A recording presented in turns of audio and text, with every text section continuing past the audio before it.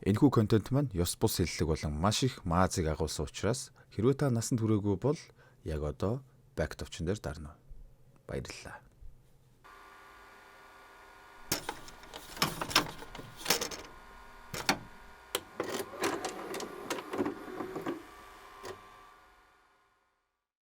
За бид иргэлээ. Бид энэ удаа Polar гэх 2019 онд хийгдсэн киног ярихад бэлэн болоод байна. Мэдээж бид зорьсондоо хүрнэ. Бидний зорьсондоо хүрж байгааг ч гэсэн хамт нь харж байгаа баха. За хуруугаараа гозолцуулчих. Тэгээ кино руу орч. За байж гараа. За тэгэхээр манай яадын community маш олон агуулсаар байна. Сувг дээр орох бичлэгүүдийн хуваар Hollywood-ийн оддын ховж сонирхолтой мэдээлэл болон зарим нэг бичлэгээ бид Telegram дээрх community-тэйгээ хуваалцж байгаа тул нэгж гисэн байхад гимгүй шүү дээ. Заваа энэ тэд минь. Тансаг харшид хөх бүх соншногон том байсан зэгзээсэн сайхан амтаа усан сангаас гарч ирэхэд тэрнийг харсан өчигдөр шөнийн партинаас шагатаас ирсэн хөгшний бяцхан наж могон шуудхан гоцойж хүүхнийг барьж аваасан. Хамаг одоо тийм ээ. Гэр байдаг газрууд нь олзож гарна л та. Хөгшин гэрийг завгүй хоронд усан сангийн ойролцоо хэсэг үл таних хүмүүс буу сумаагсаад өвгнийг алхаар бэлдэж эхэлнэ. Энэ годгонсон хүүхэд чинь тэдний нэг бол та. Бууны лазерын улаан цэг хөгшний нуруунд тусахыг хараад өвгөнд бач би хөхн гэл доош тонгохтой зэрэгцэн буундуу тас хийж араас нь үргэлжлүүлээд энэ тэндээс баахан хүүтэн царайтай улгачууд гарч ирж тэрнийг гүйцээж байгаагаар кино маань эхэлнэ. За тэгэхээр юу хүмүүс вэ? Хэнийг алчваа гэхээр эднэр бол хөлсний алуурчид. Тэдний ажилдаг Дамоклес гэх төрийн бус байгууллагын ажилчид энэ газар нь дэлхийд даяар бүх хөлсний алуурчдыг ажилуулдаг. Ажилчдаа 50-наас хүрч тэтгэврт гаргахад нь маш их хэмжээний тэтгэмж өгөх журамтай. Гэхдээ ажилт нь 50-наас хүрэхээс өмнө нас барсан тохиолдолд тэр мөнгө нь компанид үлддэг учраас муу санаатай шунгахаар хазирлан мөнгө авч үлдэхийн тулд саяны тэтгэвртээ гаргах гэж байсан эрийг цааш харуулсан нь энэ. Манай мөрөөдлийн багийнхан ч ажлаа дуусгачаад дуугаа хэлсэн шигэ нисдэг тэргээр буцаж явна. Нэр энэ томгор амтныг Синди гэдэг шүү. Наа хараач тий. Ажилдаа ямар амар чин сэтгэлээсээ ханддаг нь харсан биз дээ. Өгшин хүний хадаж харж исэн шүдний чигчлүүрийг шууд көхөөл өөрийгөө цойлоосолж байгаа байхгүй. Тэрэндээ юу ч бодохгүй явж байгааг болцаачаад. За энэ харуулж байгаа ах хүү бол манай киноны гол дүр хар Кайзер хочид Дункан. Алуурч дундаа алуурчны хаан гэдгээр алдарсан нэгэн. Манер бас удахгүй 50 хүрч тэтгэвртээ гарах гэж байгаа болохоор эрт илрүүлэхт орохоор эмнэлэг дээр ирч. Эмч уушиг, дэлүү, бөөр, ходоод, ацын шалгаж дуусаад та чарын чулуу шигээр байна штэ. Шинжилгээний хариу сайн гарсан тул торт идэрэ гэд шээстээс хав дүүрэн хөргөчнөөсөө торт гаргаж ирээд тэрнийг дайл. Эмнэлгээс гараад өөрийн бүхий л хөрөнгө мөнгийг нааш цааш нь зохицуулж өгдөг санхүүч төр очинд. Манер энэ тэнд хэд хэдэн үйл хөдлөх хөрөнгөтэй. Тэрийгэ түрээслүүлдэг мөн олон жил хүн алсныхаа гмийг жаахаж гисэн цайруулж сэтгэлээ хуурах үүднээс нэрээ нууцлж их хэмжээний мөнгийг буйны сайн үйлд хандуулсаар ирсэн. Киноны ихэнд алуулдаг алуурчны оршуулган дээрээс уцаар яриад гарч байгаа нэмэгтэй бол Vivian. Тэрээр Данкны ажилдаг төрийн бус байгууллагын зуучлагч менежер бас хаяа өөрөө захиалга авбал авчдаг гэсэн шийдэн бүрдсэн нэгэн. Данкн тэрнлүү залгаад гараад би чамайг харж байна. Гэснээр тэр хоёр кофе шопт уулзахаар болно. Сайн анзаарвал манер ухаалагууд сэргэлдэггүй. Нэг сим картаар хязээж 25-аас дээш секунд ярьдаггүй. Ягаад гэвэл заасан хугацаанаас илүү удаан ярил тэрний байршлыг олчих болохоор тэр шүү дээ. Данкан Майклд юу тохиолсныг асуухад үжлэг зохиож байгаад халдлагад өртөд алуулсан байлээ. За тэр ч яхав. Тэтгэврт гарахын чинь өмнөх сүүлийн захиалга гээд нэг бах мэлхий шигэрийн мэдээллийг өгөөд нийт үнэлгээ $2 сая өгвөл ямар гэчвэ шүү. Манер чи гэхдээ би урдчилгаа 1 саяг авна. Үлдсэний ажил дуусгаар авна. Гэд хөл гараа барилцаад гар хөлийн үсгээ зурлцсан. Манай гол дүр гэхдээ нэг тийм Джон Викийг тэмүүгээс захиалтал гэмээр харагдаад байгаа юм да. За тэр яах. Уулзалтаасаа гараад өөрийнхөө амьдардаг газар ирнэ. Гэрэн сумынхаа төвөөс хол байдаг болохоор төв орж дэлгүүр ороод жаахан хүнс цуглуулж харих замдаа нэг охин гудамжид нохоо зарж байгааг хараад зогсож байтал нөгөө охин та авах юм уу авчаач гэвэл sorry надад нохоо ирэхгүй. Гисэрнэ аль үжээ авцаа харж байгаа юм чи. Нохондоо зориулж томоо булууны яс. Нохооны тухайд ном авц. Дайчгүй сайн эзэн болох нь дээ гэж байдал байхгүй. Ондчихт нь нөгөө мөг гүлг нь хөлийн долооцсон. Би галуурчдын санар сэрэмж тохиолн ажиллаад рефлексээрээ буудаад алж. Ингээд нохооныхоо сүүлийн дэрлүүлээд аманд нь шартус хийгээд нохоогоо оршуулж байгаад эсрэгтлийн байшинд нь нэг эмэгтэй нүгэд ирчихсэн. Түлээгээ хагалж чадахгүй байгаадаа тийрээд төв орохоор явахыг харсан Данкан байхгүй хоронд нь хамаг түлээг нь хагалаад тавьчихна. Төв ороод гэртээ эртэл хамаг модыг хагалчихсан байхыг хараад эмэгтэй тэдний байшин руу харсаар гэртээ орно. Жан. За тэр ч яхав. Энэ банан шиг нөхөр бол Данкны ажилдаг төрийн бус байгууллагын хамаг бүдүүн том дарга. Киноны эхэнд гардаг тэтгэвртэй гаргаж байсан хөлсний алуурчин мөрөөдлийн багтагаа очиж нуугдаг Аз эмэгтэй бол энэ Шарын girlfriend. Компани өөрийнх нь хэрэглэг даахгүй 29 саяын өрөнд орж өтөнд баригдчихсан болохоор л энэ Шарков тэтгэврийн мөнгийг өгөхгүй гэж ингэтэл үхэл ханхлуулаад байгаа юм байлээ л дээ. Vivian Данканд өгдөг даалгавар нь яг үнэндээ энэ хоёрын бэлдсэн өрх байдаг. Эмэгтэй даргада та тэгээд олигтойхон юм хөлсөлсөн байгаа үст. Бүхэл бүтэн домгийг үгүйсгэж болохгүй шүү дээ.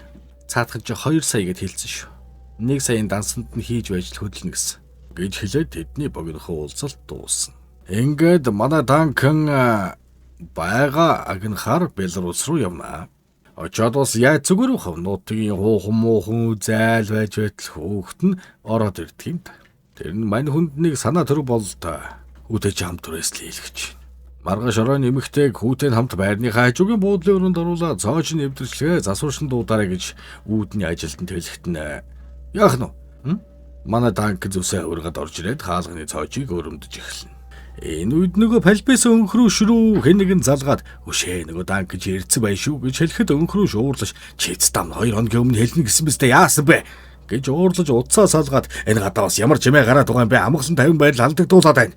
Шөний 10 өнгөрчихсөн байхад гэж хэлээд гараад ирэхэд нь 2 гар 2 хушхын цовдолж хамтаа хадаад цэйжрүүн цохиж орилуулахад тэрний хүлээж байсан хөлсний хямдгаа хэдэн алуурчид хаалгаар шагааж чамжилгүй тэнгэртээ дэвшин. Данкан өрөөрөө хүн үлдчихв гэж шалгахаар ороход өөрийнх нь мэдээлэл ширээн дээр байхыг хараад энэ бүхэн анханасаа өөрийг нь алхаар бэлдсэн өрх байсныг ойлгоод шууд л бүдүүнээ дээр очиод надад асуулт байна. Би чамайг агнах гэж ирсэн ч би өөрөө яг үнэндээ байвч тийм үү?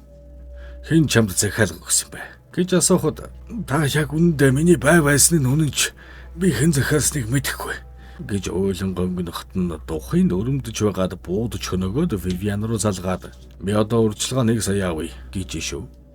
Эмэгтэй ч тэгэлгүй яах вэ гэд мөнгөний шилжүүлтэл сая ярьсан SIM картаа устгаад ахиж өөр SIM карт хийж залгаад мөнгө ороод ирлээ. Би ажлаа дуусгачихсан. Зураг явуулъя. 24 цагийн дотор миний үйлдвэрлэл мөнгийг шилжүүлээрэй. Бас хэн нэг намайг энд албаар авчирсан байх юм. Чамайг энд оролцоог үйлгэж найдаа. Надтай дахиж холбоо барих хэрэггүй. Гэж хэлээд SIM картаа устгана. Үгээл 1 саяыг өгчих би тэдэнд явж хүнээ алнаа гэж мэдээлэлд байж ахвт.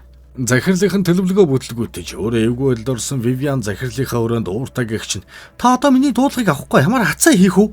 Гээд орж иртэл нөгөө улцсан шанаан дээр Harry Potter-ийн мэнгтэй гарч ин хамаг үсээ ваксдуулаад тарганы тос төрхүүлээ сууж идэв юм да. Та ч одоо ямар татганц юм бэ? Black Kaiser-ыг алуулахаар нэг мөн Мексикийн халиалагчийг хөдсөж байгаа юм уу? Хараач дэнэр oh my god. Тэр нэг зүгээрч нэг алуурчдын хаан гэж хочлоогүй юм шүү. Арай л дутуу үнэлээд байгаа юм шүү. Жах ухаантай хөдлүүл яаж ин? Гэхэд захирал нь Данкан руу найз бүсгүйхэн мөрөөдлийн багийнхныг явуулахар болсон доо. Тэд хамгийн түрүүнд Данкны санхүү шүгэн дээр очиж тэрний талаар үг хэлүүлэх гэсэн боловч хөрхий юу ч мэдэхгүй ч яхавт. Хэдэн үл хөдлөх хөрөнгөхийн мэдээллийг аваад тэрнийг цааш харуулсан да. Занга Данкныг олохын тулд тэрний нууц хөрөнгө орон байрыг хариуцдаг санхүү шүгнээс авсан мэдээллийн дагуу эхлээд Майами дээрээ шууд хаалгыг цөм өшгөлж орлоггүй. Синди өгөөш болгож хэдэн даауны өөдсөр хувцсэл гэж өгч өмсүүлээд оруулахад нөгөөх нь Данк биш зүгээр нэг гажтонтой садист порно кино хийдэг гөлийсэн гөлөг байдаг юм. Хэд түүхэн чи хэн түрээсээ төлдөг гэж буу тулгаж асуухт нь өөдөөс нь ярддаг нохоо шиг яргуунж байгаа даалгуулсан та. Тэдний дараагийн зогсоол бол Нью Жерси. Асуусан асуулт нь бас л энэ та нарын байшин биш бол хинт төлбөрөө ямар банкар ямар дансаар яаж тушаадгаа хэл гэж асуугаад нөгөөдөл нь хөөрхий үнэхээр мэдэхгүй гэдгээ хэлээд алуулах нь ойлгомжтой. Энэ хооронд манай хүн хөршөө хүүхэнтэйгээ нэлээд хөөрхөн дотносчихсан байна. Кафед уулзангаа эмэгтэй дарсан амьтдын зургуудыг сонирхоо сууж байхад тэрнээс та ингэд ямар ажил хийдэг вэ гэж асуухад нь би хаасайгүй явж ажилдаг гэвэл хөрш Аяллаа бизнес юм уу? Гэхээр тийм ээ гэж авайл. Хүмүүс аялж байхдаа үгтгэл гэнэ. Би 99 улсаар аялсан. 8 хэлээр ярьдаг гэхийг сонссон хүүхэн. Оо вау. Та тэгвэл энтхийн хүүхдүүдэд дэлхийн ертөнцийн талаар сургууль дээр нь очиод яриач гэвэл нөө. Би хүүхдүүдэд юу гэж ярих юм мэдэхгүй байна. Аал гэж байна. Гэсэн ч тэгээд эмэгтэй хүний санаа дийлдэг юм байна. Манай хүн чи баахан 6 наснуудын өмнө гараад удаг барь зогсоол нэг хүүхдийг урдаа зогсоосноо. Хүнийг ингэж удгалдаг. Гэт үзүүлэхэд нөгөөдөл нь айж байснаа баярлаа шээ. Хүүхдүүд та олон газар явсан гэсэн энтэх хүмүүс ямар вэ? Африкт хүмүүс ямар хувц өмсдөг вэ гэтэл энтгэхт хүн алж байснаа санаад гэрвэ. Эрэгтэйг нь алчвал дараа нь эхнэрийн амьдаар нь шатаадаг. Их амар. Харин Африкт хүмүүс цагаан тэгээд маш их улаан орсон хувц өмсдөг гэж цусаар бодогдсон хувцсыг тайлбарлаж хэлээд хүүхдүүдэд наранд 3-7 хоног болсон цогцсны зураг харуулж шатах юм даа юу. Энэ одоо хээг юм уу эсвэл албаар ингэж байж. Гадаа нь тэрнийг хүлээн цуусан хөршимхтэй.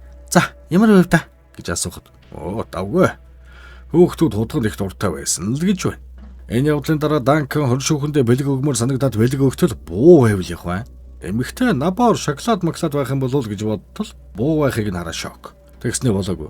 Би чамд яаж буудахыг зааж өгье. Ёо. Үзэгдэл солигдож мөрөлийн багийнхан бензин тос муу байхад ийш тийшээ хийдими яваад яхав даа гэж бодоод санхүүч өвгнөөс шүүрсэн хэдэн мэдээлэл сайн ихтлахаар болно. Хятад түүхэн банан захирал хоёр хоорондоо хайрын чамд тэрнийг алж бэлэг барина заа ёо. Хайртай амси бака хайртай шүү гэл.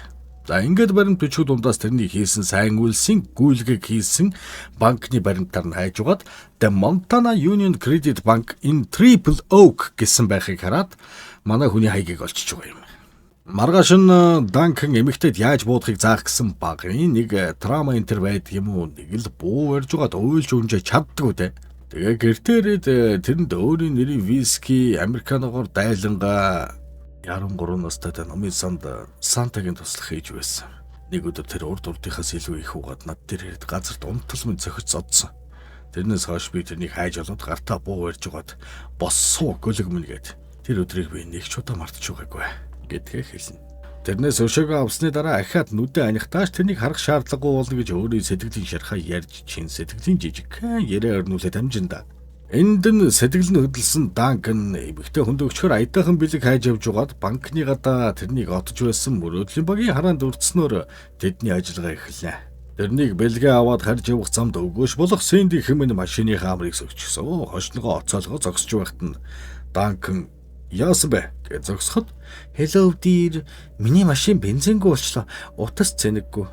Намайг дагуулад яваач" гэснээр гэртээ авчирна. Сэнди ч утсаар нь ярьж байгаа болоод нөгөө хэддээ дохиогоод Данканд болохоор Вьетнам засварын ажилтны машин маргааш өглөө 50 кад бензин олдвол ирнэ гэж байна. Тэгэхээр би энд хонлоо шүү гэд хонхоор болоод Данкны яг унтах гэж байхад нь та хөгшингэд гайгүй царайлаг авахгүй шүү. Би аваасаа хөгшин үнтэй бавашава хийж байгаагүй. Гэснээр бавуулаад эхэлнэ. Манай энэ ажлын төлөө арай л өөрийгөө золиослоод байна шүү. Эсвэл эцсийн мөчтөө жаргаг гэд буян үйлдэж нүглээ ариусгадагч юм шиг. Ингээд байрны анхаарал суларсан байх хооронд багийнх нь айлуужээ хэрчгсэн бэлэн байдал шилжиндэ.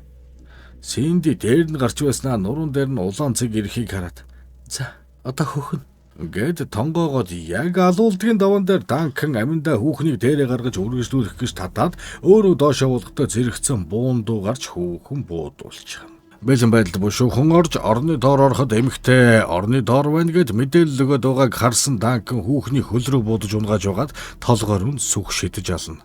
Удаачгүй хятад хүүхэн нэг залуутай ороод ирсэн Данк байдгүй.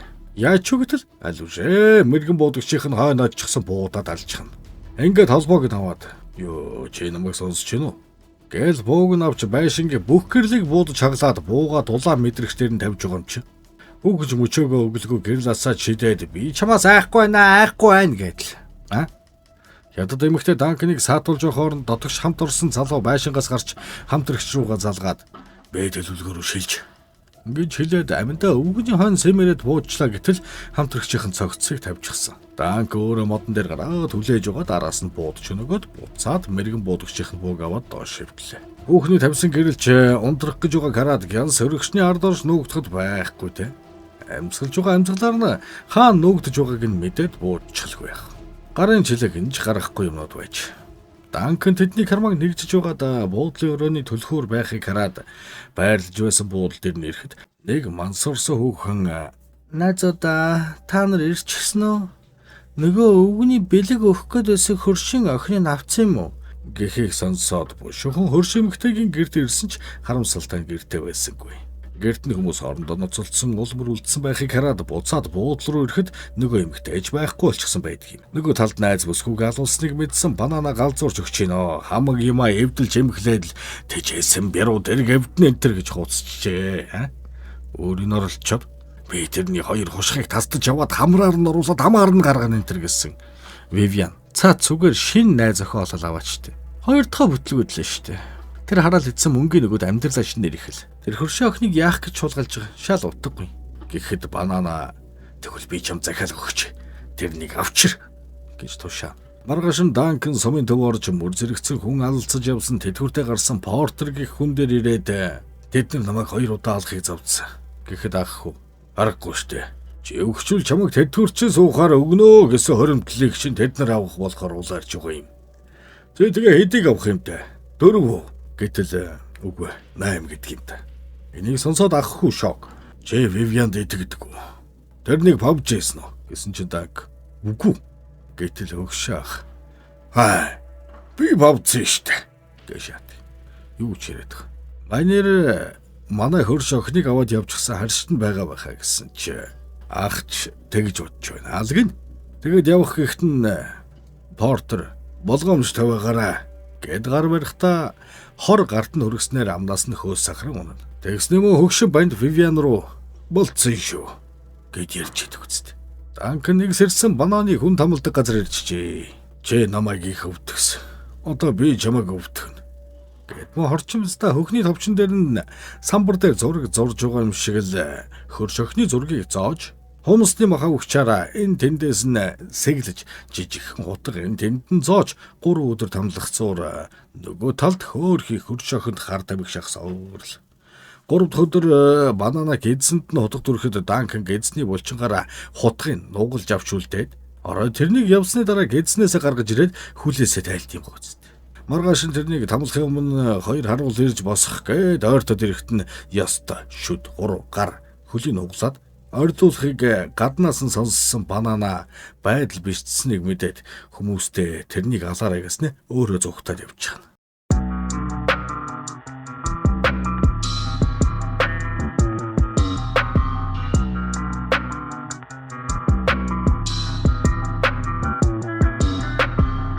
Шүн донд гэрэл аслаа ганц шүдэн stand one depot шүмжлэл бол байна хаан сонсож чадахгүй бол замаа Mainstream wonderful, high best no fiction, сонсол ламиг songs, loser take a loss, punchline every time, lating every night, одоо бүгжиг саад, бороо хоёр явсаа нүд минь нэрэлж үлээд харахгүй би чилэн бүх юм тэгээс эхлээд дансаа марцсан хідээс үлээ хүүхдүүд өрөөжглэн Ингээ Данкан мэрэгчлийн хүн болохоор тэрний цайз шиг хамгаалтаас нэг ч хүн үлдээлгүй гарч ирээд хуучин хамтрагч Жасмин дээрээ ирээл утсаар нь Вивиан руу залгаад би солилцоо юмэр байна.